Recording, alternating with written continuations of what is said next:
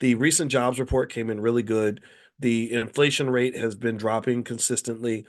The Fed does not feel at this point a need to lower interest rates.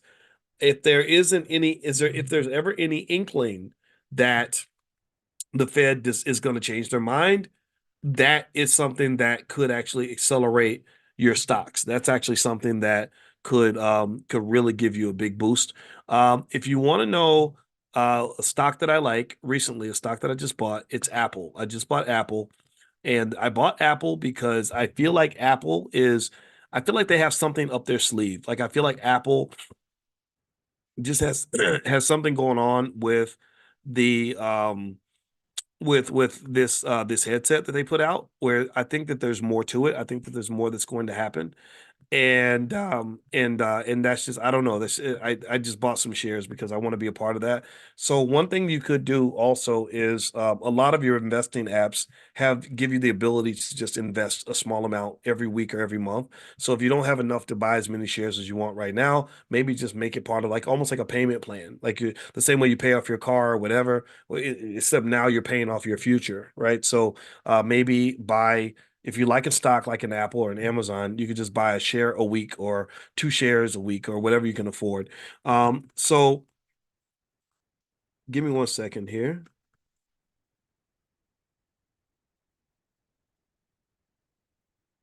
Okay. All right. Okay. So the other thing here is, there is an article that I just read that I thought was interesting in terms of sort of lending itself to concerns about the economy. So, according to CNBC, it says here that credit card delinquencies surged in 2023, indicating financial stress.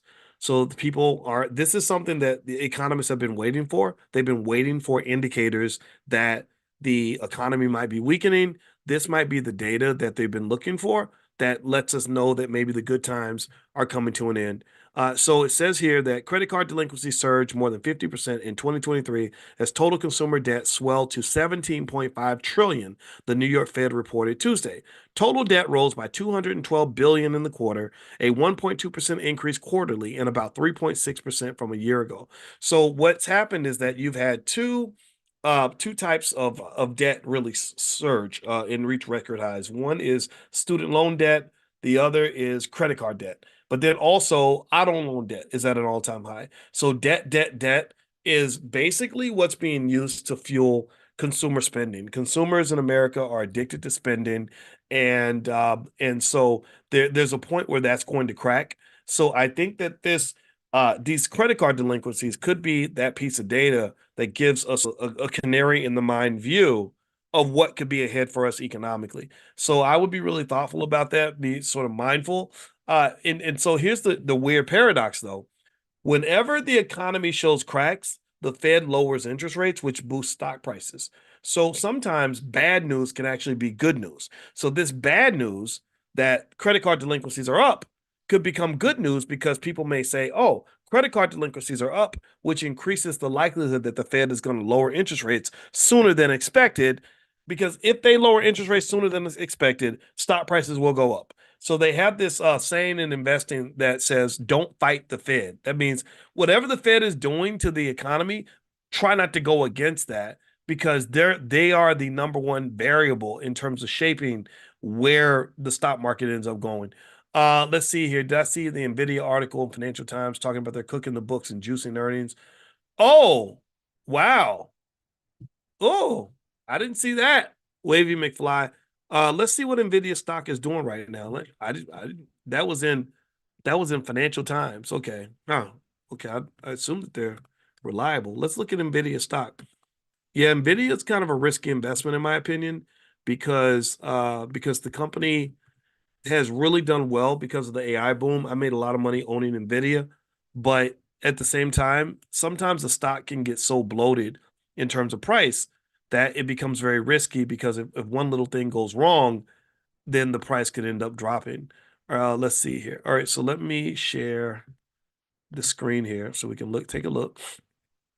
Okay, so Nvidia stock's down by about 2% today. It's up 30% this month. So it looks like the stock's been doing pretty good this month. The last year, it's gone up 221%. Last 5 years, 1,728%. So if you bought Nvidia consistently, you'd be extremely rich. And some people will turn around and ask me, well, how do I know which stock is going to make me rich? Well, the reality is that you don't. That's why you look for good investments and you spread your money out so that you can try to have some ownership stake in the entities that go up. In fact, one stock that just blew up that was in my it was a stock that I'd recommended to you guys maybe a few weeks ago because I bought some shares and I like to let you guys know what I'm buying. And SMCI, Super Microcomputer. Yeah, Super Microcomputer apparently this month went up 111%. We went up 20% yesterday. And I think we talked about it maybe 2 or 3 weeks ago. It was considered a good buy by analysts, and I did some research on it and said, okay, why not own some of this stock? I didn't buy a ton of it, but I bought enough of it where, my family made a little bit of money. And so ultimately, that's what you want to do. So don't ever get into the mindset of thinking that you're going to pick the right stock at the right time. They call that market timing. That is proven through most financial research to not work. Market timing does not typically work. What works best are buy and hold diversified strategies where you consistently buy stocks, you hold them for long periods of time. That's how people make money. So here is Nvidia the last 5 years. Let's see here. I don't see anything about them cooking the books. Oh, here's that article, sell Nvidia. Okay. So let's look here. Let's just sort of look at some of the let's sort of look at Nvidia as a case study. Okay. So Nvidia stock could rise to 800, says Goldman Sachs. So Goldman likes Nvidia and on Market Watch, but then they're saying sell Nvidia. So let's see what Financial Times has to say. Let's see here. I hope it shows me the whole article. It may not. If it doesn't, I'll try to see if I have a subscription. Okay, bearish note from a bulge bracket bank on Nvidia. The kind of thing that doesn't happen. Of the 64 research houses to publish on Nvidia, 58 rate the stock a buy. It's been 9 months since a shop other than Morningstar published a sell note. And we should be clear that Barclays equities analysts are still enthusiastic on Nvidia. Okay, so is that Barclays that's saying this? Oh, here we go. Want to see something weird? Barclays, training AI, initiating at UW. NVIDIA valuations fully priced in the AI GPU growth ramp, and we expect demand growth to eventually moderate as we move from training into the interference phase. Rising competition from peers and customers and any large language model monetization issues are likely to temper long-term outlooks for GPUs, China restrictions, a lingering risk. Okay, I don't see anything about that doesn't sound weird to me. Um, oh, I don't believe that. I don't think they're being bearish here. And we should be clear: the Barclays equities analysts are still enthusiastic on Nvidia. Last week, reiterating a $650 per share price target. Okay, so what's the current price on Nvidia right now? So what they're saying is this particular analyst is saying that they expect Nvidia to go to 650. For some reason, I thought Nvidia might already be there. Yeah, it's already at 676. So that at this point, that's bearish because they're saying that the stock is fundamentally worth less than what the market is trading the stock for. The stock is at 676. They're saying it's worth 650. So if you believe that particular analyst, then you would sell Nvidia stock.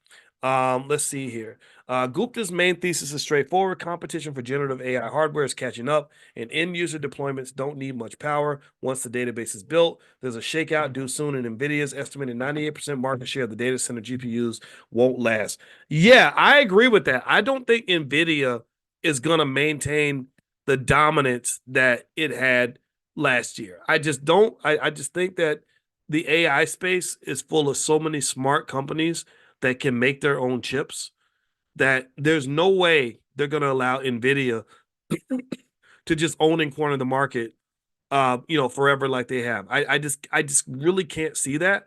Anything's possible. I've been wrong before. I'm wrong a lot, but at the same time, I don't think I'm wrong about this. I believe that there will be competition for Nvidia and that this stock, there's a reason why I have not bought more shares of Nvidia stock. If I was to mess with Nvidia now, maybe I would sell options on Nvidia stock. Maybe I'd hedge my bets by maybe if I did own some shares, I would sell calls on Nvidia stock. You can make a decent amount of money from that. We do that in our prime class. drboyceprime.com, where I show you stocks that are good for making money from selling the options. So, like if somebody had 1,000 shares of Nvidia, which would be the cost of like a house, right? So let's say you had 1,000 shares of Nvidia. Robinhood loans you half the money, so you put up 300 and something thousand. I know 1,000 shares is a lot for some people, right? So, but a lot of you have houses that are worth $500,000 or more. So it'd be like making a real estate investment. You could sell those calls, sell March 8th calls for about let's see, March 8th, sell the call. Yeah, with a strike of maybe about 3% above the current price. Let me see, 18,690. Yeah, for $37, right? So if I had 1,000 shares of Nvidia, I literally could make like $37,000 a month in income just by selling the calls on that stock. So Nvidia stock is a huge options market.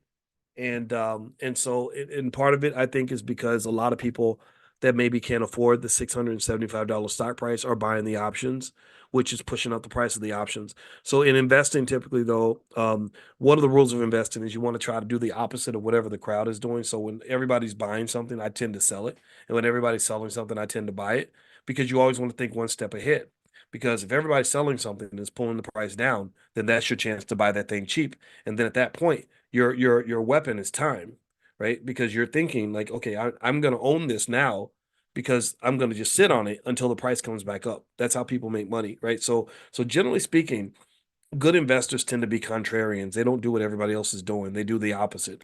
So yeah, so with Nvidia, I mean that's an easy play. You can literally buy, if you had some money, or buy 100 shares. Let's say 100 shares of Nvidia, which would cost about 67,000.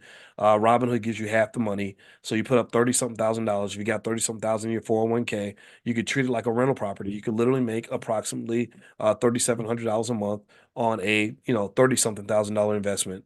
You can't do that in real estate, and it doesn't require any work. This is after expenses and all that. If you're not sure how to do this type of stuff, or you want to learn more about selling options to make money, there's a training that I have called "How to Make Money Without Working." If you go to boycewatkins.com, you can find it there. Also, you can text the word "stock" to 87948 if you haven't done that yet, and I can send it to you. Or you can just go to drboyceprime.com and just join us in Prime class. It's totally up to you. All right, so let's go back here. Let me look at your questions here. Let's see. When did you mention SMCI? I've been on every call. I believe I put that in the section of what Dr. Boyce is buying.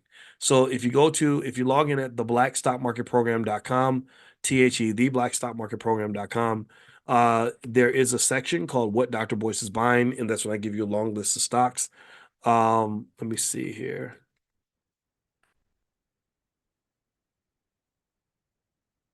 Okay, so I'm going to give you guys the link if you want to go take a look at the Black Stock Market Program. And if you're not yet a member, you can actually try it out for $1 or something like that. So, yeah, so the code stopped working because the code is really for those who are in the class. So the new codes are put in the class. The URL is theblackstockmarketprogram.com. So if you guys want to renew your code, just log in and it's right there. All right, so let's see here. All right, so what else is going on? So let me finish reading this article here. And actually, I was curious about Nvidia. That was really interesting to see the different cases. One thing about analysts is that just because one analyst says that they think a stock is going to go up, that doesn't mean that it's automatically going to go up. A lot of times you have different analysts that all have different opinions. And so what I try to do is look at all the opinions, right? This is how I look at everything. Even in politics, I don't just listen to Democrats or just listen to Republicans. I listen to everybody because I think that that gives you a better perspective on what's going on. So if you look at Goldman Sachs, here's what Goldman Sachs has to say about Nvidia. I'm going to read this to you. It says Nvidia stock could ride to $800, said Goldman Sachs. Here's its path. So Goldman's trading at 476. So if you believe in Goldman Sachs, their assessment of Nvidia, then they expect that 476 to turn into $800. This is where your bulls come from. As they said, Nvidia will remain as the industry gold standard for the foreseeable future, the analyst says. Nvidia's rapid growth has Wall Street wondering how long the company can keep up its momentum, but a Goldman Sachs analyst is feeling increasingly upbeat. Goldman's Toshiba, oh man, come on. Okay, Toshiya Hari no longer assumes that the company's data center revenue will drop off during the second half of the calendar year. Now he's modeling consistent growth through the first half of the calendar year 2025, fueled by numerous drivers. Um, let's see. Hari is encouraged that large cloud service providers continue to spend up on artificial intelligence hardware, and notes that Nvidia their customer service profile is expanding. Further, he likes the company has multiple new product cycles on the horizon. Although there is a healthy debate as to whether or not, or whether and or what to what extent the company can grow its data center business beyond CY 2024, calendar year 2024, we are increasingly confident in the business's sustainability. He boosted his price target to $800 from 625 while maintaining his buy rating. Wait, did I say that it was at 476 or did I say 676? I think I said 676. Sorry about that. Yeah, I said 476. Sorry about that. Okay. So, and this is nice, but I'm not. I'm feeling like it's a little bit too risky, honestly. I actually like what I was telling you guys earlier about Apple because Apple stock has been kind of beaten up lately, and I feel like there's something with this new device, this wearable computer that they just released that I think is going to create like this whole ecosystem of products. And the fact that it was adopted so quickly and readily, really surprised me. I really didn't think people were going to be as enthusiastic about it as they are. But Apple, it looks like they just did such an excellent job really distinguishing their product from what Meta's doing. I mean, their Meta Quest is really the most dominant headset on the market. So to see Apple kind of enter into the space and to know how good they are with I feel like Apple is going to make a surprise announcement during the course of the year that's going to really be a catalyst for the increase in the stock price. Now, the one thing that dampens Apple's potential right now that has a lot of people worried is China. China is kind of a mess, and there are problems in terms of China's ability to maintain its economy, especially given how leveraged it is on real estate. So, so let me see here. What I'm going to do is actually I'll find another stock that I like. Now, let's see. I sent you guys a list. Here we go. Yeah, Applied Digital Corporation. That's a stock that I like too. APLD, Applied Digital. In fact, I'm going to go and buy some more shares of it. I think I bought a few shares before. I'm going to buy a few more shares. And this is how I think you want to think about your investing. Don't overthink it. Just jump in and buy. And find your good stocks. If you believe in the stock, just add it to your portfolio and just own it. Just sit there and own it. Because what you're doing is you're accumulating assets. That's where rich people come from. That's what rich people do. They just accumulate stuff. So effectively, this is the pathway to wealth is accumulation. Okay. So just when you buy the stock, don't think much of it. Don't make it a big deal. If you're sitting in line at Burger King and you got some extra money in your pocket, go ahead and buy a couple of shares of stock. And remember this too, you don't have to buy a whole share. You can buy a fractional share. So on Robinhood apps, I know this, you can buy 2% of a share, or you can buy $20 worth of Amazon stock. You don't have to actually buy an entire share. All right, so what I'm going to do is I'm going to get in here and I'm going to buy some shares of Applied Digital, and I'll show you just how quickly it can be done. I'm going to literally buy it while I'm talking to you guys because the same things that I talk to you guys about are the things that I'm actually doing in my life. Because I want to own assets, I want to own stuff. And I think that owning assets also, remember that you're also teaching your kids, right? So when you're teaching your kids about stock, don't make it a big deal. Just say, yeah, this is what you do. You just buy some stock and you just get in the habit of doing this regularly. The same way you go to the grocery store and you buy groceries or whatever. So since the stock is $4.67, I'm going to buy 100 shares and I'm going to buy it. And I've just placed the order. Now I'm an owner in this company. Now, the thing is that what tends to happen a lot of times is, maybe a year or two later, this stock blows up and I'm going through my portfolio and I see that it's taken off and I made all this money and I don't even know that I made the money. I will have forgotten in a year, I will have forgotten about this whole conversation I just had with you. I won't even remember buying the stock. And I make that point because a lot of times I see people that will buy a stock and will cross their fingers and hope that this is the one stock that just changes everything, that just takes them to the next level, that triples and flips their money and all that. Don't do that. Just be an investor. Investors just own things. So just own a collection of assets and be very proud of that, right? It really makes a difference for you. All right, so let's see here. I'm a member. I didn't see it. Okay, if you didn't see it, Amani's in the chat. I think Amani's here. Amani, are you here? There she is. Okay. Yeah, talk to Amani, or you can email support@theblackbusinessschool.com. Amani can help you right away. So support at theblackbusinessschool.com. Okay, so PTLO is killing me. I bought 100 shares at 20 and it's at 1361. The same thing happened at Amazon. I bought it at its height, then bought more to offset the mistake. At this point, the analysts are projecting the price point at 20. Some say 17. Should I buy more to offset the loss to get an overall gain? What is the confidence of PTLO? Is PTLO, that's not Palantir, is it? Oh, Portillos. Yeah. You know what? Portillos, it's interesting because a lot of analysts really like Portillos. And I like their food. They got the best food. Um, it's sometimes you buy a stock and it just doesn't work out. Sometimes you win some, you lose some. um, should you buy more shares? That's really a personal decision. That really comes down to how you feel about the company. If you want my opinion, do I think Portillo's is a good business? Yes, I think it's a great business. And and because it's a great business, if you ask me like, would you buy shares of Portillo's? Yeah, I would. I mean, I'm not telling you to do it, but I would, because I believe it's a good business. I believe that maybe this temporary slump is just temporary. And remember, when you buy stock, you're buying for the next 5 to 10 years, at least 3 years, 3 years minimum. You're not buying for the next week or the next month or the next 6 months. And I can definitely tell you, Amazon's a great business. So, so really, if you believe that the business is a great business, and one way you can assess that without having to go through all the financials yourself is look at what the analysts are saying. If the majority of the analysts like this company, and you go with the majority of the analysts, they're going to be wrong sometimes, but that doesn't mean it was a bad decision. It just means that they were wrong.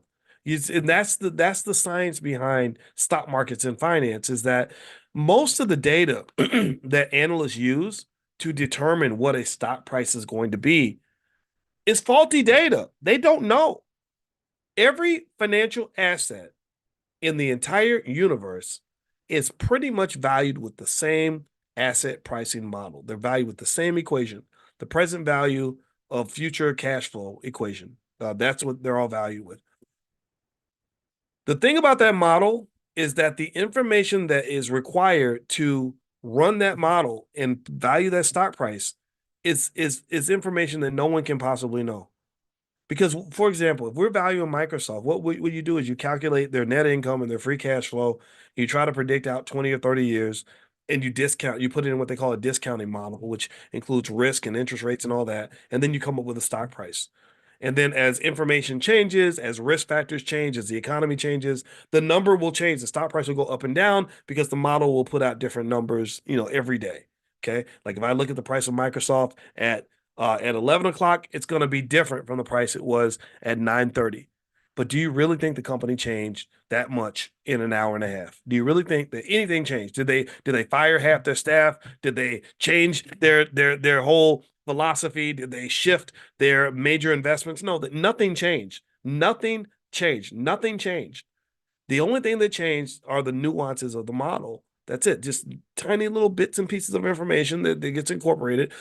Maybe it's consumer demand for the stock as well. That could play a part too.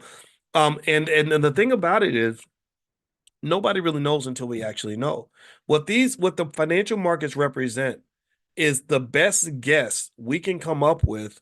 And I say we because people like me, finance PhDs are the ones who shape these models.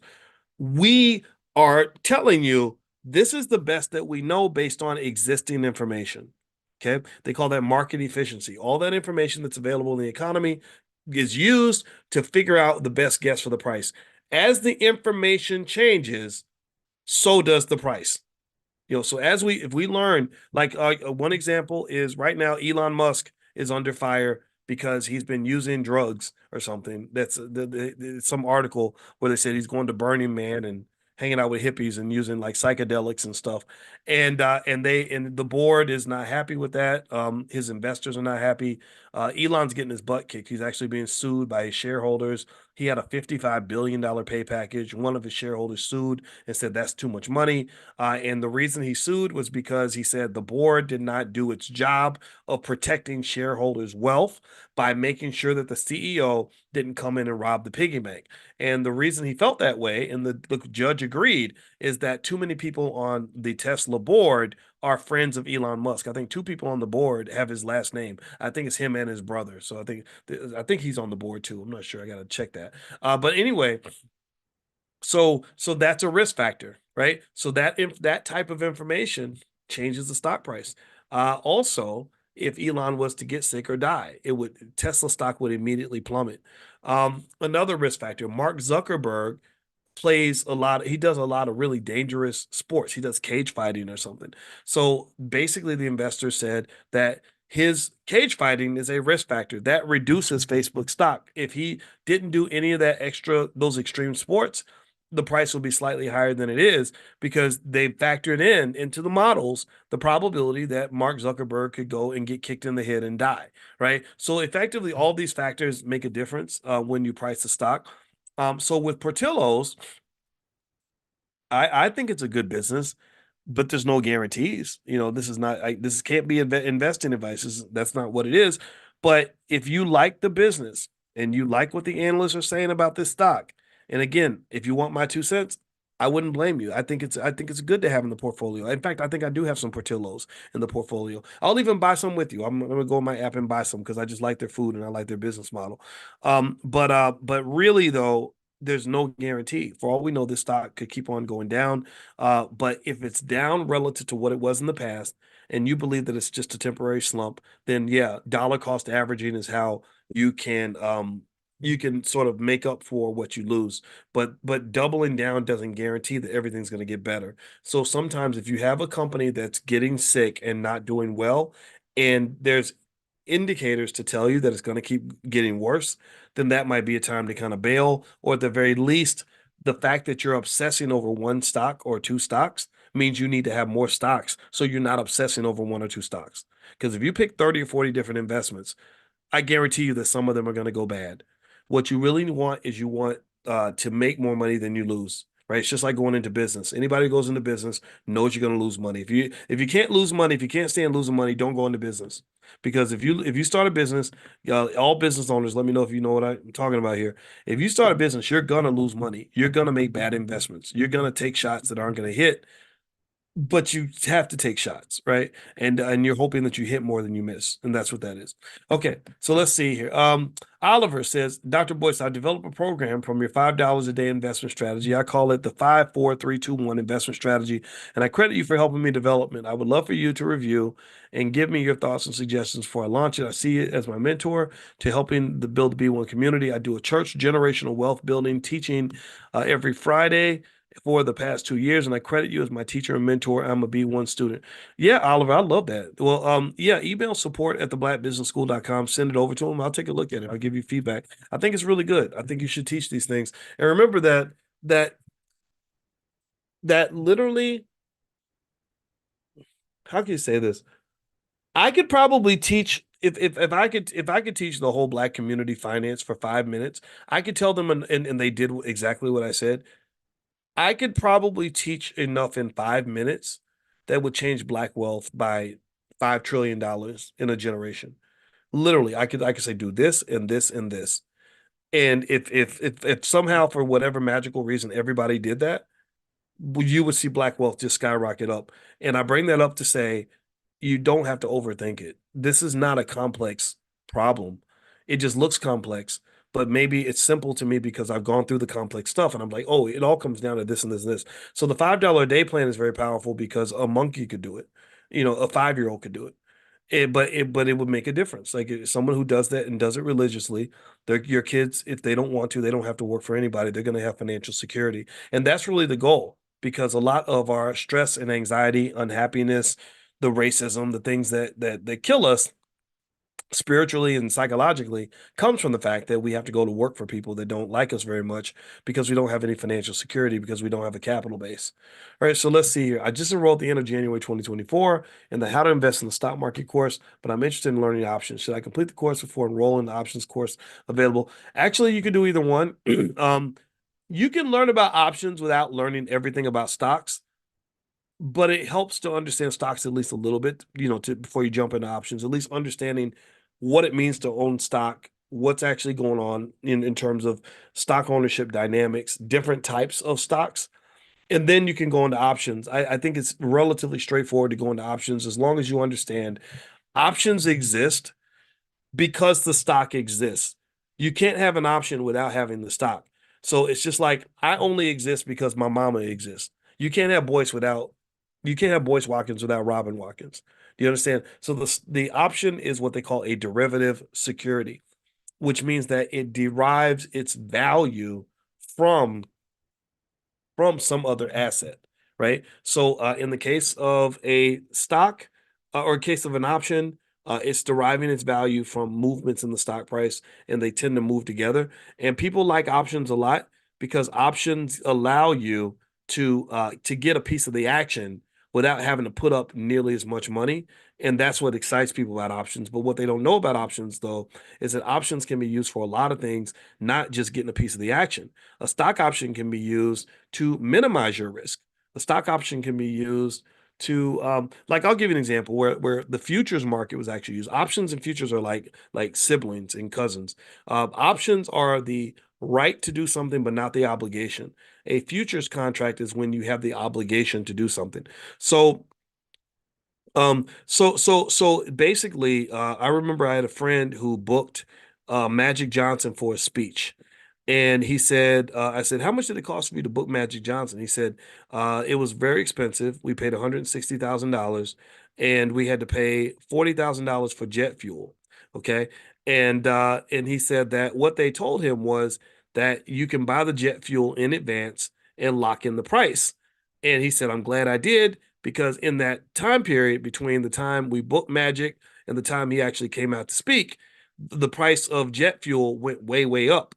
And the reason that they were able to lock in the price of jet fuel is because of what they call the futures market. The futures market allows you to buy things now as if it's the future. So what it does, and my point here is to say that options and futures markets basically help you to um, minimize your risk if you want to. So what do I mean by that? Well, my friend, his risk was I'm afraid that if the price of jet fuel goes up, I'm gonna instead of paying 40,000, I'm gonna pay like 60 or 70,000. I don't want to do that.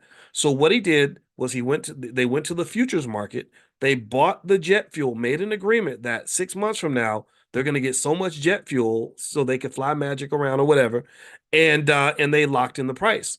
So, but the thing is, here's the thing when you're reducing risk, the thing about risk is that risk is not created or destroyed. Risk simply exchanges hands. So when you're reducing your risk, somebody else is taking on a risk, right? So because you're handing your risk to somebody else. So sometimes you'll make an agreement where one person says, yeah, I want that risk. I want that. So why would you want risk? Well, because there's an inherent connection between risk and reward. People who take on more risk tend to make more money long term, but they have to deal with the volatility. They have to deal with the fact that they might lose money as well as make money. Some people, corporations are very conservative. Corporations are like, I don't want to take a chance to make more money. We're happy with the money we have. What we're more concerned about is losing money. So we don't want the extra risk. We don't want to roll the dice. We don't want to gamble. We don't want any of that. We don't want to take any chances. So we're going to lock in a contract so that somebody else takes on the risk that we don't want. Well, on the other side of that deal is a speculator. The speculator says, yeah, bring it on. I'll take on the risk because I want that chance for the upside. So in a way, it's like you can think about it like a basketball game where when you're ahead in the game, you play more conservative. Or in football, when the Lions were ahead in against the whoever they played, the 49ers, they were winning 24-7. Well, a lot of people criticized the coach because the coach wasn't playing a low risk strategy. The coach was still throwing the ball, trying to sling it down the field. So the Niners were able to get interceptions. He wasn't kicking field goals. So because he was taking all these chances, and people were like, why were you doing that? You had a big lead. You should have just ran the ball, kicked the field goals, and you would have won the game, right? But when you're behind in the game, you play a different strategy. So the Niners were not playing the same strategy that the Lions should have played. The Niners said, yeah, this is great. We want to play a higher risk strategy because we want to put it on the line. We want to take chances because that'll give us a chance to get back in this game. Because if we play conservative and we're just running the ball 4 or 5 yards at a time, that's not how we're going to overcome a 17-point deficit. Do you understand? So, so the same thing is true with money. The same thing is true with money. People that are winning the game don't play the same type of style as somebody who's losing the game. Like people who have lots of money, their goal is not trying to get rich. They're not trying to gunsling. They're not trying to take all the chances in the world so they can make a quick flip. They're just trying to preserve their wealth. They're like, you know what? I don't want to go make 30% a year. I'll take my little, 5% or whatever, as long as I preserve my capital preservation. That's the particular term. So their goal is to preserve what they have. Whereas people that don't have a lot of money, they take chances. Why? Well, because you ain't got a lot to lose. Okay. So options and futures are a beautiful manifestation of this. It's a beautiful market that allows for the massive exchanges of risk between different parties that have different objectives. So when I'm going in and I'm dealing with my options and I sell my options, I'm a 52-year-old man with a family. My goal is to minimize risk and generate income. So I'll sell my risk on the market, get money that goes right into my bank account. And on the other side is some 22-year-old who's looking for a quick flip. He's buying the option and he's hoping that the stock shoots up. And if it does, he's going to win big. I'm rooting for him. I don't care because I got my money, right? So you got to understand the different strategies you take. This is why your financial literacy is important. This is why investing in education matters. Investing in education should not come in the form of somebody always telling you what to do. Right, I get it. I'll tell you what I do, and I'll help you as much as I can. But my goal is not to be at a point where I'm telling you what to do. It's me giving you enough understanding of the different nuances and different circumstances so that you can tell yourself what to do. Right? Like if somebody says, "I want to learn fashion. I want to learn how to dress." You shouldn't tell somebody how to dress because different people look good in different kinds of outfits. Do you see what I mean? Give me a yes if you're following what I'm saying, right? So like if I tell you like no, you should wear a black shirt like me and some jeans and some sneakers. That's the best outfit. Well, that's not a good education on how to dress because the way you dress might depend on what situation you're in. It might depend on what kind of job you do. It might depend on whether you're male or female. If you're young or old, right? If you're 25, I'm not going to tell you how to dress like a 52-year-old. You look kind of silly, right? Maybe it depends on your body type. For some people, a bikini looks great. For other people, they shouldn't be wearing bikinis until they go to the gym. So ultimately, that's the idea. So the best way for me to educate you on how to dress would be to say, well, if you're looking for a night on the town, you could wear this. If you're trying to go into a professional setting, you could wear that. If you're thin, this looks better on a thin person. If you're tall, then this might work better on a tall person. And then based on what you're trying to do, who you are, and the situation you're in, you pick the right outfit based on that. Does that make sense? Give me a yes if that makes sense, because I know that was a prolonged explanation, but I think it was worthwhile to help you understand the scope of what you should aim for in your financial education. Okay. All right. So let's see here. Okay. So I see BRBRAS, Uber, MBLY, ChargePoint. Okay. Those are a lot of companies. Why don't you pick one company and then I'll tell you what I think. How about we pick Uber?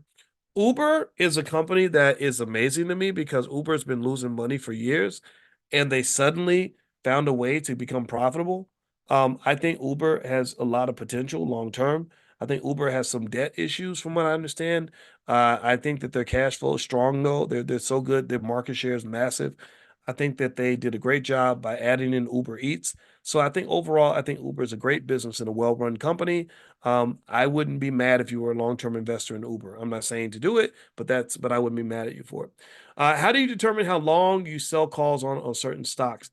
I'd pick it based on preference. Marathon Digital, I sell my calls every week because I like to get my money on Mondays because it's like a paycheck, and I can take the money, I can pay down my credit card, and all that good stuff. So it depends. For some stocks, if it's like a Meta or something, maybe I might sell the options monthly to do it almost like a real estate deal, right? So somebody could literally take money from that they might have put into real estate and buy and say instead of putting $80,000 down on real estate, I'm going to put that 80,000 down on owning some shares of a company and use leverage to own as many as I can, and then sell those options monthly and generate income and do that without actually having to go to work every day. And different stocks, it works differently for different stocks.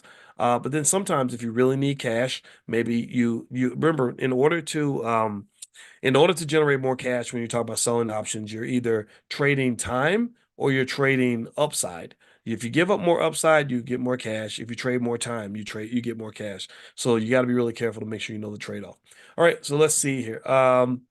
Let's see. If I enroll in Prime, will I have access to the portfolio power play sessions? Yes, you will. Absolutely, Shaquana. And if you want to join Prime, just go to drboyceprime.com. That's drboyceprime.com. Let's see here. What do I think about Meta stock? I see 4 or 5 stocks here. I see Meta, and how about we pick Meta and Coke? Coke is a great company in the sense that it's what I would call a cash cow. And a cash cow is a company that's not going to grow very much. It's not going to double in price or anything crazy like that. But they're going to make a lot of money. They're going to pay a dividend, and that's kind of how Coca-Cola operates. Um, the other one, I think I saw Meta. Meta is interesting because Meta was sort of getting Meta. The time to buy Meta was like last year. Meta was getting its butt kicked last year. I think that stock has doubled in the last year or something. Zuckerberg went from being the laughing stock of the world because of his massive metaverse investments to being really celebrated on Wall Street right now. Right now, the Wall Street loves Mark Zuckerberg because he went through what he called a year of efficiency, where he cut jobs and cut costs and did all this other stuff. And now Zuck is just, I mean, he's on top of the world. I don't know if y'all know, last week Zuck made $28 billion. Personally, he made $28 billion when Meta stock went up. It's kind of crazy. So, and I think Meta is really committed now. Before, he was overly committed to metaverse stuff, which I think he's still going to be committed to that. But also AI has kind of become his most recent obsession, and Meta is well positioned to be right there in the middle of the AI boom, the AI race. I believe that over time you'll see a blending of VR, AR, and AI. I think all those things are going to just be connected on different levels because they naturally connect. And what I noticed with the Meta Quest is the first time I had the Oculus and I had the Meta Quest. The MetaQuest is much better than the Oculus, and the MetaQuest incorporates AR in addition to VR. AR is augmented reality. That's where you'll just see little things like in your house, and maybe a dinosaur walking in your kitchen, or you can bring your friends' avatars to your house and you can play a chess game with each other. Like or have a meeting like you're in the same office. So I think that all these things are going to connect, and I think Zuckerberg is just doing a really good job in those areas. Now remember, there was that risk factor though with Zuck, that he's doing all this cage fighting, all these extreme sports. So there is a concern that he might get hurt, but I think that's minimal. Let's see, Doc. I'm looking for successful small cap stocks. Should I just go through the list you've already suggested through Ask Dr. Boyce? I think that's a good list of small caps, actually. Even that company I mentioned earlier, I don't have the URL in front of me. I mentioned it earlier though. That was a small cap. I went Applied Digital, APLD. That's a small cap stock, if I'm not mistaken. But there are other small cap stocks. If you go into the blackstockmarketprogram.com and look under what Dr. Boyce is buying, I give you guys a list of about 5 stocks every single week that I like based on my research. So if a person's consistently adding these stocks to their portfolio and you build up your base over time, then you will eventually become a wealthy person. You will eventually, over time, have wealth and have money and all this good stuff. But the key idea for wealth building is you have to be committed to it. You can't, I think it's kind of interesting that sometimes, like I've seen in some cases where we can become economically timid in the sense that we really will really commit ourselves financially to certain things, but not really commit to other things. Maybe because we don't have the confidence, or or maybe we just don't want to have the discipline just yet. But what I mean by this is, I encourage you to set a standard for yourself when it comes to investing. There's nothing more important in your life than you and your future. There's nothing more important in your life than your family. There's nothing more important in your life than your financial security. Paying the light bill is not more important. Paying the car note is not more important. Paying the rent is not more important. Those things are very important though. You got to pay your rent. But the thing is that when I tell people, so here's what I would see. I'll see somebody that'll go extra hard to pay the rent and pay the mortgage. $1,000, $1,500 a month. They'll go extra hard to pay the car note. Four, three, four, five, six, $700 a month. They'll go extra hard to pay the cell phone bill. $200-$300 a month, and whatever bills, whatever other stuff they're paying for, they go hard with that. They go to the club, they'll drop $100, $200, $300, whatever. But then when it's time to like buy stock, they'll buy like $20 worth of stock, right? Or 15. I only have $40, and I get it. But what I would say is that I would just try to aim for some sort of standard where you compare the amount you invest to some other thing that you're already putting money toward, right? So if I'm going extra hard and I'm putting hundreds of dollars a month toward my car note, which is not going to add any value economically to my family long term. My family gets nothing from that. That car depreciates from the moment I drive that thing off the lot. That sucker depreciates. If I'm going to go extra hard to pay that car note, I should go just as hard. Maybe I just say I'm going to go just as hard for my future as I am for my car note. I'm going to go just as hard for my investing vehicle as I'm going for this vehicle that has four wheels on it. Right. And again, sometimes we can't afford it. I get it. But maybe that's also where you look into things like side hustles. In fact, actually, in our store in the Black Business School. I don't know, Amani, if you are you in here, Amani? If you're in here, Amani, I hope you can share this. And if she's not here, I'll just share the link with you. We have something in the Dr. Boyce books at drboycebooks.com called 13 Side Hustles you can start for under $100. One of the best ways to become a good investor is to make more money. If you make more money, then you have more money to invest. So a lot of times, rather than sort of figuring out how you can cut costs in order to let me send Amani a text. I'm gonna see if she's in here. Because I need your help.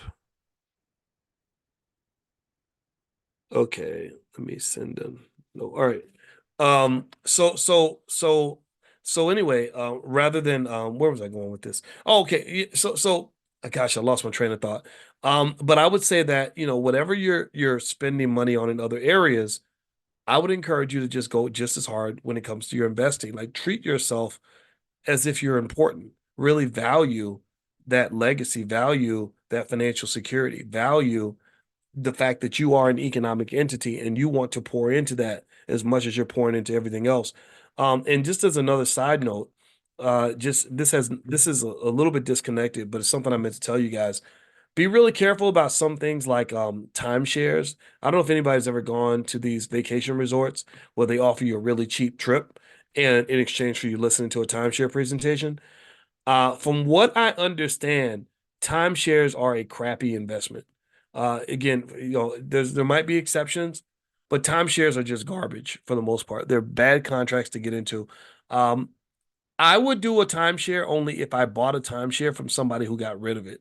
Because what happens is that there were timeshares that get sold, and the salespeople are really good, they're really persuasive, and then you get locked into this contract where you got all these maintenance fees, and then you don't even get everything that you thought you were going to get. And you ask them, well, how can I adjust this? How do I get out of this? And they don't have any um, they don't have any recourse for you. And a lot of people feel screwed when they get timeshares. So be really careful with timeshares. If you get one, though, from what I understand, there's a massive industry that's been built from people that are selling their timeshares for almost nothing. And those people are able to, are selling these things for just pennies on the dollar. So actually, my wife and I, we're gonna get a timeshare, but we're gonna get one on the resale market, right? So that means somebody paid this much and they sold it for that much. And maybe that's where you buy, in order to still get that same benefit. So I don't think the concept of the timeshare is bad. It's just the way it's done, though.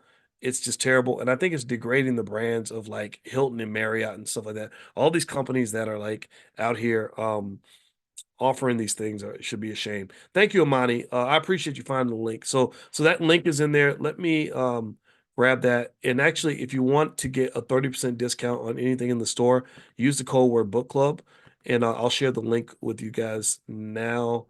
So this is something that might help you. That side hustle, and maybe what you can do is have family business meetings where you get together with your family members and just say, we got to make more money. We're going to make more money. How are we going to make more money?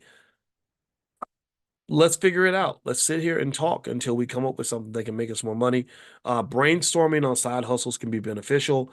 That little extra $500 to $1,000 a month might make a big difference in your life, but it also requires like a shift in your programming because one of the biggest liabilities we're born with is that we're trained to believe we can only make money with a job. And but the thing is money can be manufactured by you. You can make your own money, but sometimes you have to do it to gain the confidence to know that it's possible, right? Because until you do it, it doesn't feel possible. And I can testify to that because I honestly was embarrassed by the fact that here I was. I had a whole PhD in finance, and I remember thinking it's a damn shame that I've been trained to believe that the only way I can make money is that this white man gives me a job. That's a terrible feeling to have. And I didn't want to have that feeling. So I just sat there and I said, okay, I'm going to humble myself and admit that I'm not who I thought I was. I'm not as talented as I thought I was. Because if I'm really as smart as I think I am and as talented as I claim to be, then I should be able to solve this problem. So I committed myself to it. And, you know, the rest was history. Okay, so let's see here. Okay, Doc, okay, so we talked about small cap stocks.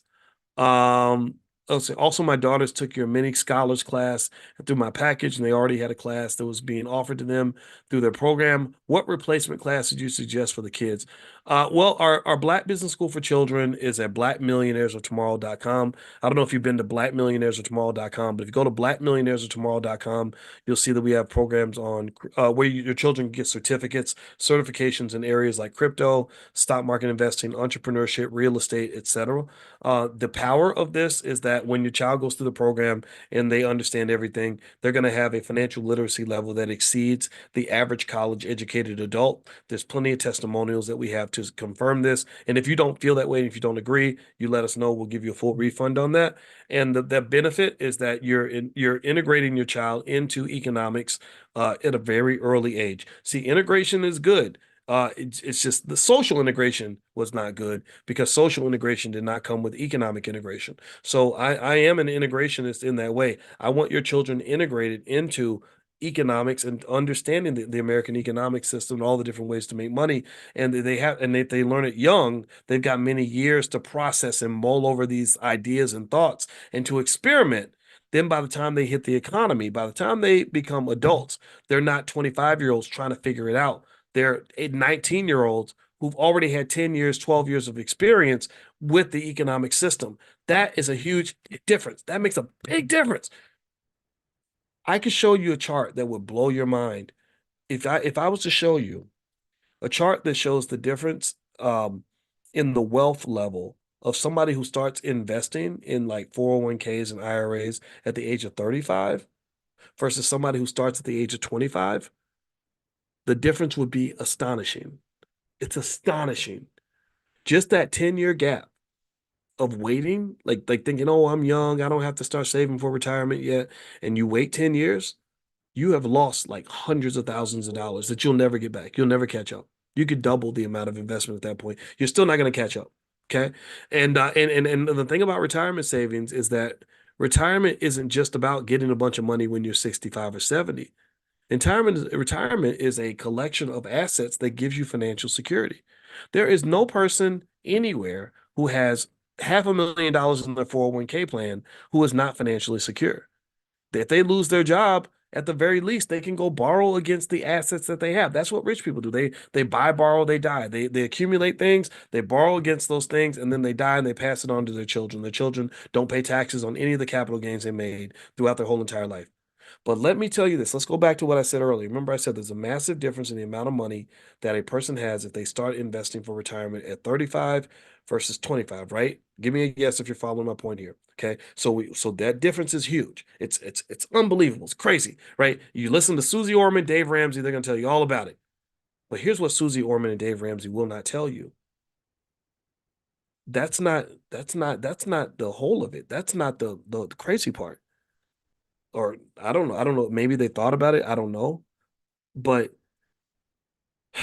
as big as the difference is in terms of total wealth accumulation between somebody who starts at 25 versus 35, as big as that difference is, that is nothing compared to the difference that would occur if the child started saving and investing or had someone investing on his behalf from the time he's 5. If you have a child that starts at 5 and he's learning wealth and someone's investing for him at 5, he's got a 20-year head start on the 25-year-old. He's 20 years ahead of the guy who's leading the race.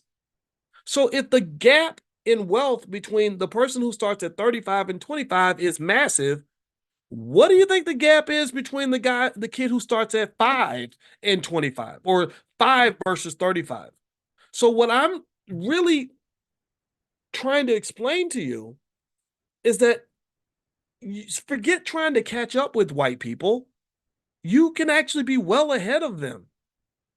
All you have to do is use the gift of time. All you have to do is start early. But the thing about it is that it requires a mindset shift. You have to throw your selfishness out the window. You have to stop thinking that your wealth situation is all about you and how much money you can flip and how much money you can have by the time you're done. If you are over the age of 50, and you meet me somewhere, please, to show me that you're hearing what I'm saying, please do not say to me something I've heard 10,000 times, which is, well, Doc, I started investing at 65. I think it might be too late for me. Or is it too late for me? Or I know I started late. And because if you've ever met me and you said that to me, the first thing I do is I interrupt you and I say, it's not early. It's not the end of anything. This is the beginning. Do you have kids or grandkids? Well, yeah, I have a 4-year-old grandson. Well, this is the beginning for him. What you define as the end, you only define it as the end because you don't understand that you have the wrong mindset. You don't understand that you are a part of something bigger than yourself. He's part of your lineage. That is your teammate. So it's the end. It might be the end for you, but it's the beginning of his journey. And what you do at the end with all the wisdom that you have and the resources that you have can shape the beginning for him in a way that will be explosive for him 20 or 30 years down the line. He can be on level 12 where everybody else is operating on level 2, but you got to get over yourself. You got to get over the fact that you're sad, that you're getting old, and that you're going to die, and somehow act like once you die, the world's going to stop spinning, that white people are going to stop being racist, and that your relatives are going to not have the same problems that you had when you were young. Get over yourself. That's what I'm saying. I don't know about y'all, but I'm telling you what I'm doing. I'm crazy. I'm a lunatic with this. I'm going to live forever. The reason I'm going to live forever is because I meditate. There's consciousness again. I meditate on the fact that I can do things now in my 50s that will make sure that my 3-year-old nephew is in damn good shape long term, that my 2-year-old grandson is going to have a great life because granddaddy Boyce made sure that he cleared the path for him. We've got assets invested on their behalf that are going to quintuple in value by the time he even realizes that the game started. He won't even realize that he's in the economic game. By the time he becomes financially conscious and wakes up and says, whoa, I need money, we're going to be like, oh, here you go. Here's $3 million for you. We've been preparing for you. We've been waiting for you to wake up. The child's brain is not even fully developed until he's 25 years old. It's not even developed. So he won't even be a whole person until he's 25, psychologically speaking. So that means I got 23 years. 23 years. Do you know how much wealth you can build in the 23-year period? A poor person could build $1 million in wealth in 23 years. It's very easy to do. But they have to have a little bit of vision. And you can't be a selfish prick and think this is going to work for you. And the reason that wealth does not grow in America is because everybody's selfish. That's why you don't grow wealth. That's why you don't grow your families. Your families all falling apart and everything. Your kids are abandoned, abused, and traumatized because everybody's all thinking about what they gonna get and how good they feel and how happy they are and all. So I'm not with any of that. I'm not with any of that. You know, my mindset financially is like in the football field. You have players where they know they're never going to score a touchdown their whole career, but they know they're going to block for the people that score. So I'm not here to score all the touchdowns. I want to block for my descendants who are going to score, who are going to win Super Bowls. They're going to win Super Bowls because Granddaddy Boyce was out here handling his business and being a grown ass man and preparing for their arrival from the time that they were children. It's very difficult in America to get ahead financially if you're starting from zero. If you're starting from scratch with nothing, you're not going to win. It's going to be hard for you to win. But if you're starting well ahead because someone prepared for you, it's very easy to win. Money is either really hard to get or really easy to get, depending on your mindset. So have the right mindset. You know, think about those kids. We got to do this. This is important. Okay, so anyway, let me keep going. I hope this makes sense. I didn't mean to overspeak it, but this is how I feel, man. I think these problems that we have are so preventable. There's so many preventable problems that cause us to be stuck in the mud. And I'm sitting there thinking, wow, if somebody has simply made a plan for you instead of thinking about themselves, you'll be in a much better position. I know somebody who is the granddaughter of a very speaking of selfishness, this is why my pet peeve is like selfish, arrogant people. I don't like that because I think that that's to me that's almost like you're cursed. I don't know what's wrong with you. But anyway, she had this grandfather who was a well celebrated NBA player. I mean, if I said his name, you know his name instantly. He was the man. He was a great athlete. He had all the women and he had a bunch of babies everywhere that he never kept track of.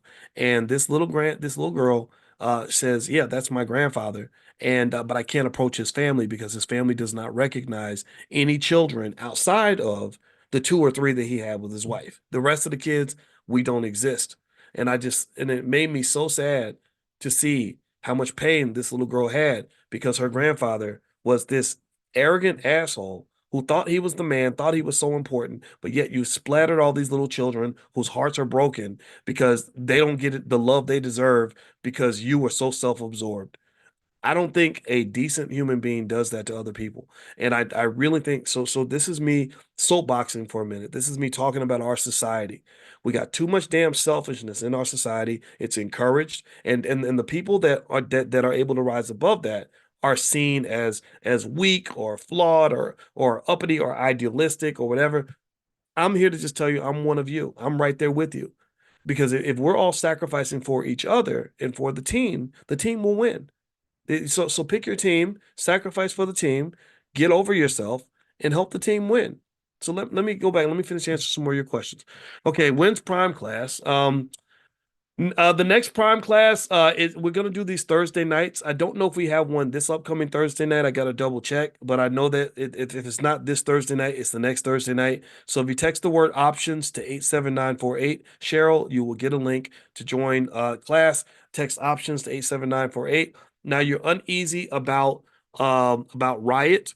Well, one thing is that if you're investing, in my opinion, you want to monitor your feelings because you can't, it's okay to invest according to your feelings. So, what I tend to believe is that whatever scares you, you want to figure out how to protect yourself from the thing that scares you.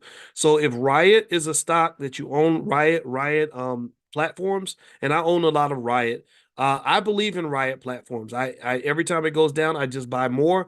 But the other thing that I do because I do have that same fear as you of the stock going down is I buy put options. So I try to buy as many put options as I buy shares of stock. So that's what put options are for. Put options are insurance in case your stock goes down. So if Riot is really bothering you that much, then maybe when the price goes up a little bit, or maybe even right now, if you want to pick a price you're comfortable with, maybe say, I don't know, I'm thinking 20% below the current price, and maybe buy you some puts, maybe 6 months out, so that during that time, if you're selling calls on your Riot shares, you've got your puts that'll give you a floor on the stock price to protect that price. So for every share you own, theoretically, you should consider getting a put for every single share. So if I have 1,000 shares, I get 1,000 puts. And what the puts do is that guarantees a floor on the price. That means I know if the stock collapses, I can still sell it for that price and I'm going to be okay. But remember, in investing, you're always making a trade-off.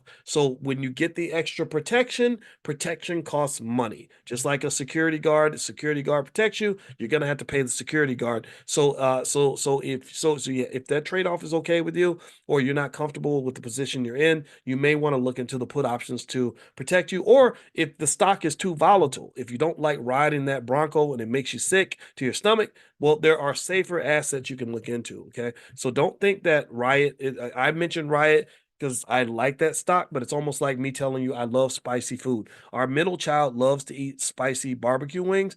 Those things do all kinds of crazy things to my body and they burn my mouth.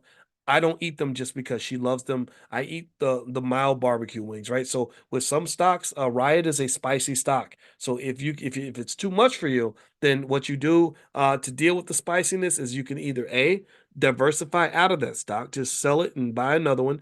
B, you can just diversify while you still own the stock. Like you can say, okay, I got my spicy portfolio here, but here over here, I'm going to get some mild sauce to kind of cool things down. I'm going to buy some safe companies, maybe get some shares in Apple, maybe get some shares in Coca-Cola or Pepsi. Pepsi's a real boring stock, for the most part. They're not gonna do anything too crazy. Another thing you can do is you can also insure the particular asset, right? That's where the put options come into play. Even selling calls is a bearish strategy where basically what you're doing is you're selling the upside of the asset. And so if I'm bearish on the stock, like so if I own Riot and I'm selling calls on Riot and I want to get rid of it, I may not sell it directly. What I might do is like right now the cost on Riot is what is it? 10.56. So if I really wanted to get rid of Riot, you know what I would do? I would sell calls with a strike price of like $10, right? So the stock's already above, so it's already in the money calls. So I'm getting this money, and if the stock keeps going down, then I keep ownership and I keep selling those calls at those lower and lower strike prices.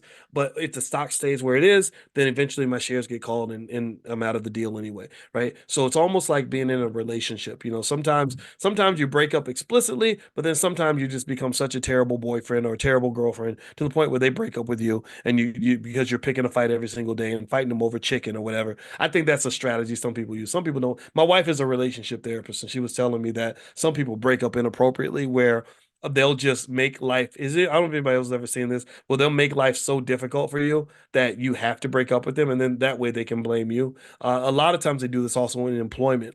A lot of times if your boss doesn't want you to keep the job or to take the job, they'll offer you the job, but they'll make a terrible offer knowing that you won't take it. This happens all the time in professional sports. That way when the person doesn't take it, they say, hey, well, they just didn't take our offer. Harvard did this, I believe, when it came to black professors. For a long time, Harvard didn't have any black professors in certain areas, and people would say, well, then they would come back and say, well, we're making offers, we're interviewing them, and we're offering them the job. They're just not taking it. And what was going on, in my opinion, was that in some cases, I don't think they were offering them as much as they could, because if they really wanted the person, they would have increased the pay. There was a Harvard professor once who got a little upset with me because I brought that up when Obama nominated Elena Kagan to be on the Supreme Court. Elena was from Harvard. Harvard people take care of each other. That's kind of like a type of white privilege that we don't talk about a lot. But anyway, I remember that I wrote an article that week and I said Harvard's law school hasn't even hired any black people in like decades. Like they haven't given tenure to a black person since the 70s, Lonnie Guinier. And so this is a racist institution. I think I said something like that. So what Harvard did, because I guess my article got some traction, was they went out and they got a black lady and they hired her and they gave her tenure like that same week. And so the Harvard lady, sends me an email. She's really furious with me because she's like, me being hired. And I think I said something smart aleck because that's what I do. And I said something like, well, the only reason they hired her is because they knew that they were getting this national scrutiny and they didn't want the scrutiny because they want to get Elena Kagan on the Supreme Court. So she emails me and says, my race had nothing to do with me getting this job. And a little beknownst to you, we've been negotiating, or they offered me the job a year ago. And so what I said to the ladies, I responded and I said, well, if they offered you the job a year ago, why didn't you take the job a year ago? I said, oh, I have a doctorate in finance, so let me guess what happened. They offered you an amount, that didn't compel you to take the position. But this week, because they really needed you, they increased the pay. They sweetened the deal to get you to go ahead and get across the line. Because institutions like that, they tend to pay for the things that they want. They'll sacrifice for the things they want. So generally speaking, this is true in financial markets or really any kind of market. If somebody really wants something from you, they'll sacrifice. They show you with their actions. With even dating, like I even tell my girls, I'm like, well, if a guy tells you he doesn't have time to see you, chances are he really doesn't like you that much. Because if he really wanted you, he would sacrifice in order to have time to come see you. And the same thing is true in financial markets too. If someone really wants something, they tend to pay for it. So ultimately, if you want to be protected. If you own this stock and you want the protection, then you'll pay for it. If you don't really want it that bad, then you'll absorb the risk. Remember, with risk, you have three choices when it comes to risk in investing. Three things you can do. One, you can just absorb it, right? Just hope for the best, just ride the Bronco. Two, you can insure against it, which means you pay money and you minimize the risk. That's where put options come into play, or other bearish strategies you can take on. Three, you can avoid it. You just say, I don't want to be I don't want to be involved. I don't want to even mess with this stock at all. And you just walk away, right? So remember that you have a choice when it comes to dealing with risk. And risk really connects, in my opinion, it connects to your feelings. Risk is a funny thing. Risk is either there's real risk and then there's perceived risk, right? So sometimes the situation may not be risky at all. Like my mother-in-law hates flying airplanes. She's scared to fly an airplane because she feels like it's very risky. But I'm a pilot. I know planes are very, very safe. They're extremely safe. And I tell her, I say, well, when's the last time you heard about anybody dying in a plane crash in the United States? It's been a long time. It doesn't happen on commercial flights, but it doesn't matter because in her head, the risk is there. And so for her, the risk is more related to a feeling. So sometimes stocks can give you feelings of risk, even if there isn't any risk, right? Like a company like Riot, um, it goes up and it goes down. But if you look at Riot over the last however many, however long, the last year, I'm looking at Riot right now. Let me see. The last year, Riot's gone up by 57%. The last 5 years has gone up by 479%. So a person that can ignore the volatility might make a lot of money. They might say, no, it's not risky. It just acts up. It just acts kind of crazy. It's like a teenage child. A teenage child will act crazy and act like they want to beat you up and kill you. But no, they just talking. They're just talking, right? But if you're still feeling a certain way, then that might still be an investment that you may want to move away from. Do you understand? So it's okay to really monitor your feelings when it comes to investing. In fact, getting in touch with your feelings as an investor is part of having the right money mindset. In fact, that's why we created the whole Black Financial Therapy department with my wife, is because we realized that a lot of Black wealth is lost because we are not able to process emotions in an appropriate way.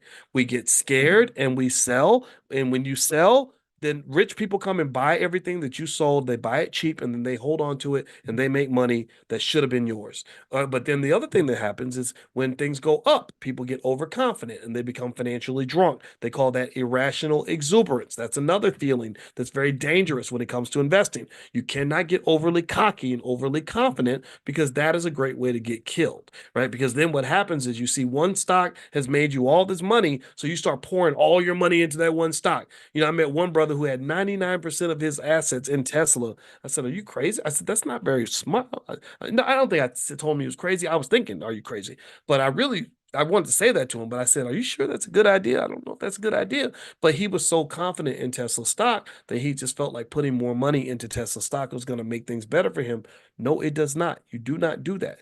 You always want to stay humble, but stay confident. Do you understand? Give me a yes if that makes sense. Okay. So mindset is important. We do have the Black Financial Therapy Department. We've got some stuff in there that can help you. If you go to drboyceprime.com, some of those assets are part of that training. So feel free to go to drboyceprime.com if you'd like to join some Prime class.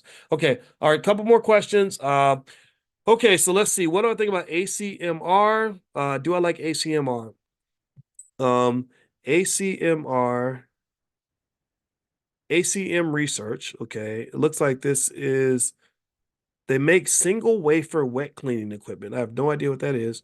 Um, yeah, I wouldn't be mad at you for owning it. I don't hate it. ChargePoint. Do I like ChargePoint? I feel like ChargePoint, yeah, they're electrical vehicle charging network provider. I would, instead of going for a specific company in this industry, I would go find like an ETF that tracks um that whole industry, like something that's diversified. I would not try to pick the winner in the whole EV charging game. Like we know EVs are coming, we know that's going to be a big industry, but we don't know who the winners are going to be. So it's like the internet. We all knew in the year 2000 that the internet was going to be big. Everybody knew that. Stevie Wonder could see that. But nobody knew who the winners were going to be. Nobody knew Facebook didn't even exist back then. Nobody knew Google. Nobody knew about Google back then. People thought it was going to be like Netscape and AOL and you've got mail. That's who people thought were going to dominate the industry, and they didn't. So I would encourage you, when you see an industry where you just know that industry is going to take off, don't just pick individual companies. I would go for it like portfolios or ETFs or index funds. And actually, if you, I have a list of AI stocks that you guys can have. If you haven't done it yet, text the word stock to 87948, and I'll send you the list. Text stock to 87948. And also, later on today, I'll send you that link if you want to join our financial consciousness trainings in the morning. If you haven't signed up yet, today you can get in for 76% off. So that makes it about $19 a month. So it's going to be something we're going to do every single day, 7 days a week. All right. So let's see here. Veronica, Dr. Boyce, my travel company is a good place to look at timeshares. Are they used timeshares, Veronica? If they're used, I'll take a look. Yeah, send an email to support@theblackbusinessschool.com. I'll take a look at it. Bays, if you could do it all over again, knowing what you know now, would you have gotten your PhD? That's a great question. No, I would not have. I'm glad I have a PhD. I'm glad to be called Dr. Boyce Watkins. But if I could do it over again, you know what I would have done? Here's how I would relive my life. In my head, when I fantasize about reliving my life, here's what I would do. One, I would still have gone to college because college was a lot of fun. Number two, I would have really spent like a year or more learning how to be the absolute best entrepreneur I could be.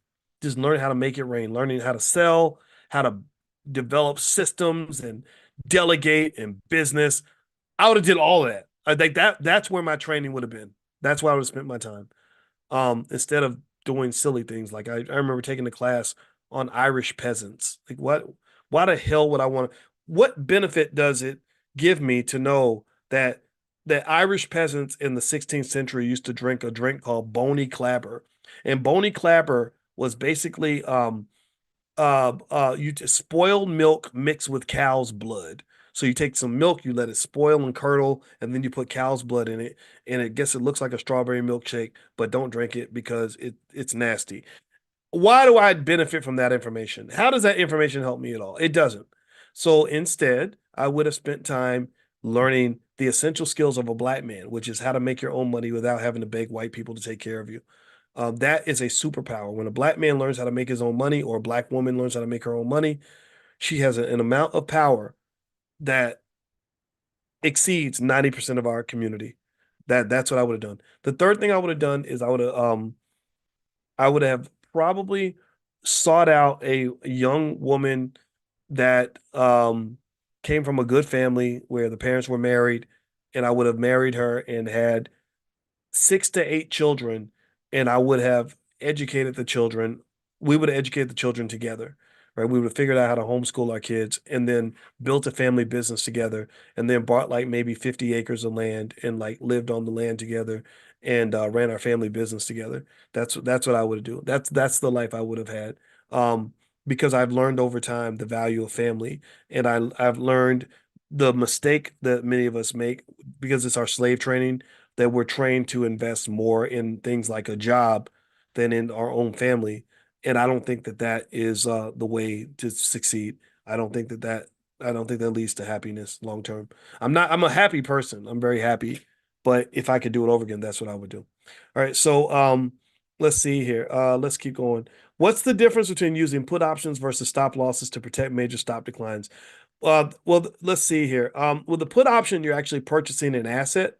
You actually own something that actually is negatively correlated with your stock, which means it goes up when your stock price goes down. So you're kind of still in the action. You're not actually selling anything. You just got two assets that are kind of working in different directions. So you can kind of stay in the game longer. Whereas a stop loss means that once the stock hits a certain price, you're out. You're just done. You're out. right? And so there's different ways to kind of play that game. Both of them achieve similar goals. The stop loss though creates kind of a permanence where it just ends your investment. Like the game is just over. So that's the difference basically. And they achieve similar goals though in the sense that they're both protecting you from the downside, but the thing is, when you buy a put, you still got access to an infinite amount of upside. So that means if the stock is at 50 and your put costs you $2, then you're going to give away that $2 for protection on the downside. So the stock drops, the stock plummets to 30 something, where your put shoots up and it protects you from not all the loss, but a big chunk of it, right? So you're still in the game and you're not losing as much. Because you've got this protection, and so the stock could still reverse, and then let's say it goes down from 50 to 40, then it goes up from 40 to 60. Well, you still got access to the 60. Okay, and the other thing that I've seen people do is maybe buy or sell calls or buy or sell puts in order to diversify. Literally, all those strategies can give you a different risk profile depending, right? So the same way buying a put can protect me from the downside, selling a put also allows me to benefit from the downside. Like if I want to own the stock, if I want to own more shares, then I can actually sell a put that'll force me to buy the stock if the price drops. But that comes up if I believe in the company. Like if I really want to own shares of this company and I just feel like the price is bad right now, then I can collect cash to sell a put, which is me giving a guarantee that I will buy this stock at a certain price. I will buy it at 48. If it drops below 48, I'm buying it. Problem though is that if the stock drops to 42, I still got to buy it at 48, right? So I really have to have faith in that company and really want to be an owner in order to overpay for the stock. Okay. There's a lot of this stuff. If you want to learn more about options, one other thing that we have in the Black Business School that can help you, if you go to stockoptionsmasterclass.com, that's stockoptionsmasterclass.com. There's a whole masterclass I did. I did a whole stock options weekend. I'll do another one again really soon. A lot of people liked it, so I think that might be a good way for you to get introduced to how options work. Options are fun. I think they're one of the most fun parts of investing. So stockoptionsmasterclass.com. Okay, I'm gonna answer one more question because I need to stop talking because I'm losing my voice. All right, let's see. Khaleesi, when I buy 100 shares of Robinhood, the option to trade options disappears. What am I doing wrong? Um, that I don't know, Khaleesi. I don't know. Maybe that I don't know. Can you do like a screen recording? Maybe email it into the support team, support at theblackbusinessschool.com, and they can forward it to me. I can take a look at it because you should have the option to trade options. The only thing I can think of is that maybe you got to check your account balances, make sure you have enough money. If you're trying to sell a call, maybe the option will disappear if you're in the red or something. Like if you have a margin call, then they start to remove options based on what you're able to actually do. Um, okay, this is the last question. Then I got to go because I'm my voice is really messed up. King May, what do you think about the Chase CEO saying Bitcoin is going down 26%? You talking about J.P. Morgan Chase, Jamie Dimon? I ain't listening to him. I'm not listening to Jamie Dimon. Now the thing that does threaten Bitcoin, in my opinion, is this: there are lawsuits filed by a guy who claims to be the originator of Bitcoin. If you know, the Bitcoin came from a guy mysteriously named Satoshi Nakamoto. Nobody knows who Satoshi Nakamoto is. Nobody knows. It's been secret. This guy saying, no, he was me. I'm him. And it's a computer scientist out of Australia. If he can prove that he's Satoshi Nakamoto, then what happens is that he then has trademarks on the use of Bitcoin. He can say all these people that are building on top of that platform are violating my copyright, violating my trademark.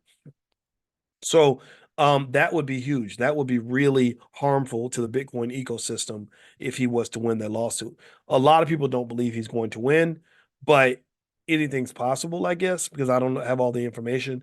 That to me is the only threat that I see to Bitcoin, other than other than sloppy regulation.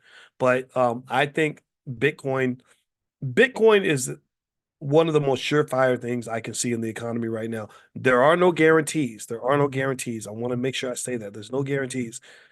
But man, buddy, woo, Bitcoin's looking real good right now. For 40 something thousand, I would not be surprised if in 3 years we're looking at Bitcoin at a quarter million. So there we go. That's my 2 cents. We'll see what happens. Maybe I'm wrong. If I'm wrong, then I'm wrong. We're all wrong all the time. It happens all the time. But I'm investing in Bitcoin. Just like I'm not gonna bet against Patrick Mahomes in the Super Bowl. I'm done betting against Patrick Mahomes. Ain't happening. I messed around. I placed a little bet on the Super Bowl. I bet on the Chiefs. I said I'm never gonna bet against this guy again. He's the black Tom Brady now because he's just a guy that's gonna find a way to win. So I'm not betting against Patrick Mahomes. I'm not betting against Bitcoin. Those are my two surefire bets. All right. So anyway, guys, I'm about to get out of here. Thank you so much. I hope this conversation was beneficial. What I'll do is I'll share this link again for the 13 side hustles. You can start for under $100. I'm putting that in the chat right now. Also, if you want to learn more about our Black Business School for Children and financial flashcards and workbooks, stuff like that, you can text the word youth to 87948. Text youth, YOUTH, to 87948, and we can send you some information about that and some ways that you can get some things for your kids. Each one teach one. And then also, what I'll do is I'm going to share this link one more time. If you want to join us for the morning financial consciousness training and you want to join the community, stuff like that, you can actually get in for 76% off for 24 hours only. That ends at midnight. And the link is here. And when you get in there, you'll see access to the community as well, where you can come in and talk to everybody. And we meet every single morning at 10 a.m. Eastern. And hopefully I can get my voice back by tomorrow, because if I don't have my voice, I won't be able to have class. But there's the link to join that as well. So have a good day, everybody. God bless you. Thank you, and it's great to see you again. I'll talk to you later. Bye bye.